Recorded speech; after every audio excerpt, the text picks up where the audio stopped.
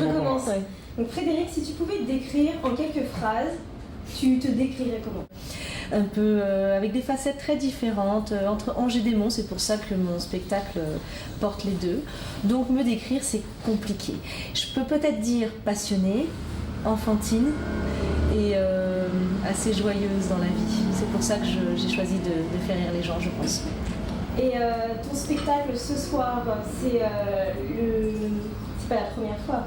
Donc... Ah non. Je ne suis plus vierge de mon One Woman Show, si c'est ça votre question. Le modèle est joué depuis 4 ans et demi. Voilà, j'ai fait différents théâtres sur Paris, un peu de province, le Luxembourg, Lausanne, des expériences assez magnifiques, comme celle de passer d'ailleurs au Palais des Congrès de Paris.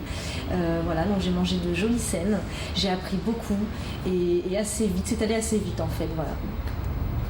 Qu'est-ce qu'il y a dans ton spectacle? Alors, est-ce que tu as pris de ton vécu pour l'écrire, ou alors ce sont certaines choses pas du quotidien, mais je veux dire de l'actualité qui t'inspire?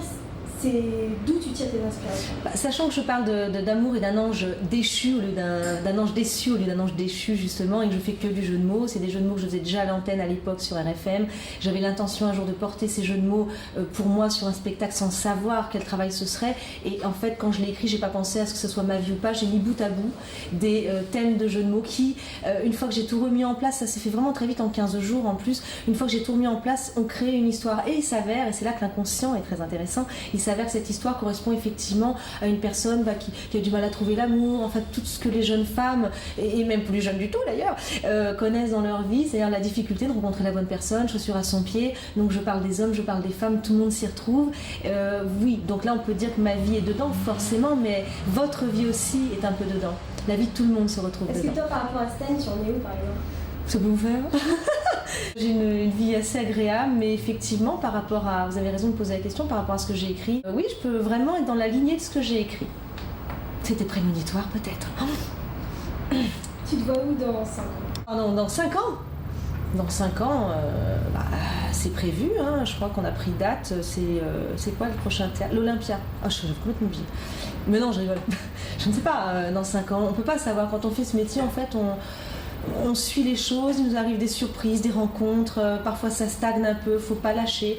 La seule chose que je me dis, c'est ne baisse pas les bras, ne lâche pas, et j'ai d'autres activités de comédienne en plus à côté, donc j'essaie de mener de front. Alors de là à vous dire ce que je ferai dans 5 ans, j'en sais rien.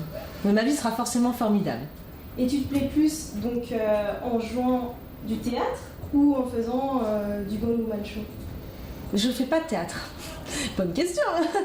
Je n'ai fait que du one dans ma vie et j'étais comédienne voix off et après comédienne sur des petits rôles feuilletons comme ça, mais vraiment très peu. J'ai fait les studios Pygmalion pour être véritablement comédienne au départ, pour être en voix off, jeux vidéo, donc pour savoir mieux jouer en voix, c'était ma passion les voix. Donc vraiment je me suis pas portée plus que ça sur le théâtre et j'ai réellement appris à jouer au théâtre en faisant mon one. Et c'est pour ça qu'on a vraiment beaucoup travaillé en amont. J'ai beaucoup travaillé, j'ai été dirigée, mais c'est sans relâche. C'est-à-dire même moi toute seule, si je joue pas pendant 3 mois, je répète une fois par semaine. C'est une vraie passion. Donc il fallait que ça aille vite, il fallait que le public soit heureux tout de suite, au minimum que ça soit un bon produit fini. Pour le texte, ça allait, et pour le reste, c'était à construire et on l'a fait. Je l'ai fait. Je dis on parce qu'on est toujours quelque part encadré, entouré, et on a beaucoup de gens derrière qui nous poussent aussi. Par rapport à ton spectacle modèle, tu espères que la portée qu'il aura sur le public sera juste éphémère ou justement que ça les marquera profondément? J'ai déjà la réponse et ça me fait extrêmement plaisir parce qu'il y a des gens qui m'ont vu à mes tout débuts et qui m'ont fait la joie, le plaisir de revenir. En fonction des scènes, j'ai évolué assez vite heureusement, partant de zéro, il valait mieux, mais quand je suis arrivée au Temple et qu'ils sont venus me voir, et que même l'année dernière ils sont venus me voir à la Cible qui était un théâtre beaucoup plus petit, j'avais remanié le spectacle pour vraiment le finir, en faire un diamant taillé j'espérais, ces gens-là en fait me suivent et je sais déjà que je les ai marqués, je sais déjà que sur Facebook j'ai 4000 personnes, mais beaucoup de personnes m'ont suivi, ça m'a fait mon public. Étonnamment, ce sont des gens qui sont venus et revenus et payés 7 fois, 10 fois leur place, qui est vraiment étonnant. Parce qu'il y a du jeu de mots qu'ils ne comprennent pas toujours, qui disent ah celui-là je l'ai loupé, etc. Donc je me suis amené des gens autour et même si ça s'arrête demain, ça a déjà marqué les esprits. Beaucoup de gens quand ils me retrouvent me ressortent des blagues et des jeux de mots qu'il y a dans le spectacle. Donc ça me fait plaisir, ça veut dire qu'il y a des petites choses comme ça qui ont fonctionné. Donc tout peut s'arrêter demain et on en retire toujours quelque chose. Aucun regret. Et par rapport, parce que là, on est juste avant le spectacle, tu te sens comment? Tu es détendue? Heureuse d'aller jouer, très heureuse d'aller jouer, plus détendue qu'il y a quelques années, effectivement, mais très préparée aussi. Après, il peut arriver n'importe quoi sur une scène, c'est la trouille du comédien, c'est le trou noir, c'est un mauvais dérapage. On ne sait pas, je touche du bois évidemment, mais j'évite maintenant d'y penser. Et plus il y a un training, moi, ma seule façon de me rassurer, c'est de bosser. Donc hier soir, j'y étais encore, je répète encore ce matin, je répète tous les jours, je peux pas faire plus. Et là, ce soir, mon vrai bonheur, comme c'est une spéciale, ça faisait un petit moment que j'avais pas joué à Paris, mon bonheur, ce sera vraiment de surprendre ceux qui m'ont vu jouer, qui repayent encore ce soir. C'est vraiment à chaque fois de les surprendre et d'aller un cran ou 2 crans au-dessus. C'est ça qui m'attache et qui me donne l'envie. Sinon, l'envie, on l'a pas. Donc j'espère m'envoler. T'as des questions? Ouais, juste une petite question par rapport. Est-ce que tu peux nous parler d'un moment de ton spectacle que tu vas faire tout à l'heure? Il y a un moment que tu préfères, par exemple?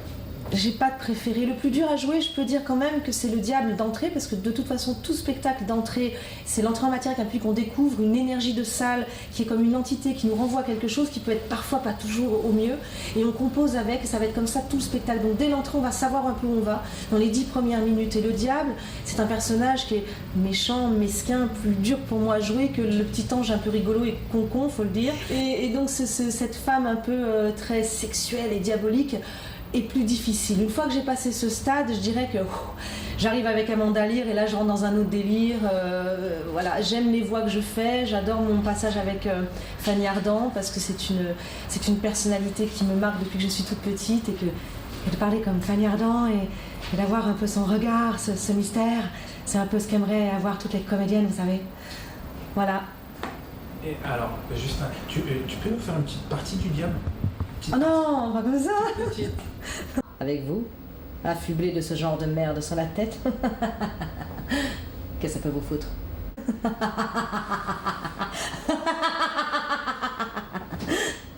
Merci beaucoup, Frédéric.